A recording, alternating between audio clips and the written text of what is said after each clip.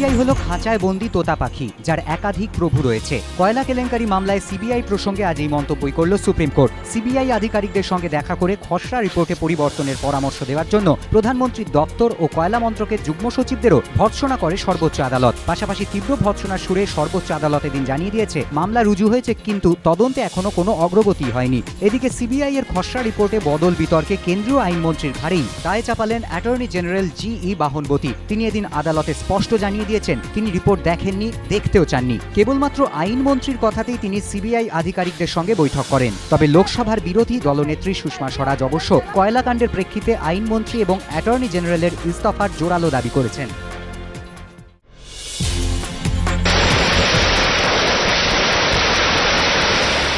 পদ্ম ছেড়ে হাত ধরল কর্ণাটক।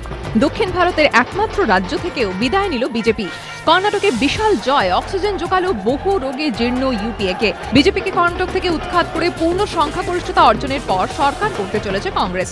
কর্ণাটক বিধানসভায় মোট আসন 224টি, ভোট হয়েছে 223টিতে, ম্যাজিক ফিগার 113।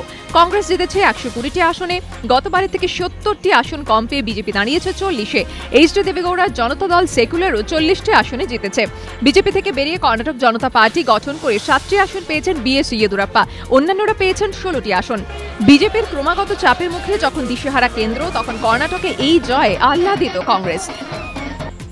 বিজেপি মেনে নিচ্ছে ইয়েদুরাপ্পার দলত্যাগের ফলে ভোট কাটাকাটিতে দক্ষিণ ভারতের একমাত্র রাজ্য তাদের হাতছাড়া হলো। তবে তাদের দাবি পরাজয় হলো বিজেপি দুর্নীতির সঙ্গে আপোষ করে না, এটাই প্রমাণিত হলো। তবে নিরঙ্কুশ সংখ্যাগরিষ্ঠতা অর্জনের পর এখন কংগ্রেসের সামনে বড় চ্যালেঞ্জ হলো মুখ্যমন্ত্রী বাছাই। কারণ বিরোধী দলনেতা সিদ্ধারমাইয়ার পাশাপাশি কর্ণাটক থেকে 2 কেন্দ্রীয় মন্ত্রী মল্লিকার্জুন খার্গে ও বীরাপ্পা মৈলিও মুখ্যমন্ত্রী পদের দাবিদার। তাই এত দাবিদারের মধ্যে থেকে একজনকে বেছে নিতে কংগ্রেস হাইকমান্ডকে বেশ বেগ পোহাতে হবে বলেই মনে করছে রাজনৈতিক মহল। ধনেখালি কাণ্ডে তৃণমূল বিধায়ক অসীমা পাত্রকে জেরা করছে সিআইডি। হাইকোর্টে জানালেন অ্যাডভোকেট জেনারেল বিমল চট্টোপাধ্যায়। কাজী নাসিরুদ্দিন গ্রেফতারির বিষয়ে জানতে কেন উদ্গ্রীব ছিলেন অসীমা পাত্র, কেন থানার ওসিকে এবং তদন্তকারী অফিসারকে বারবার ফোন করেছিলেন তিনি, রাজ্যের কাছে তার জবাব তলব করেছে প্রধান বিচারপতির ডিভিশন বেঞ্চ। সিআইডি তদন্তের অগ্রগতি নিয়ে অসন্তোষ প্রকাশ করে কলকাতা হাইকোর্ট। গত 18 জানুয়ারি ধনেখালি থানার লকআপে কাজী নাসিরুদ্দিন নামে এক ব্যক্তিকে পিটিয়ে মারার অভিযোগ ওঠে। আগামী সোমবার মামলার পরবর্তী শুনানি।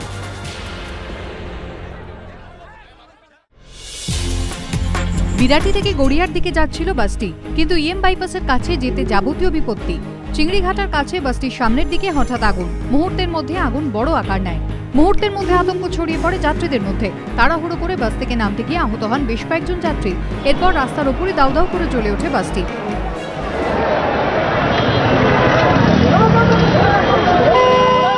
খবর পেয়ে ঘটনাস্থলে পৌঁছন বেলেঘাটা ট্রাফিক পুলিশ কর্মীরা।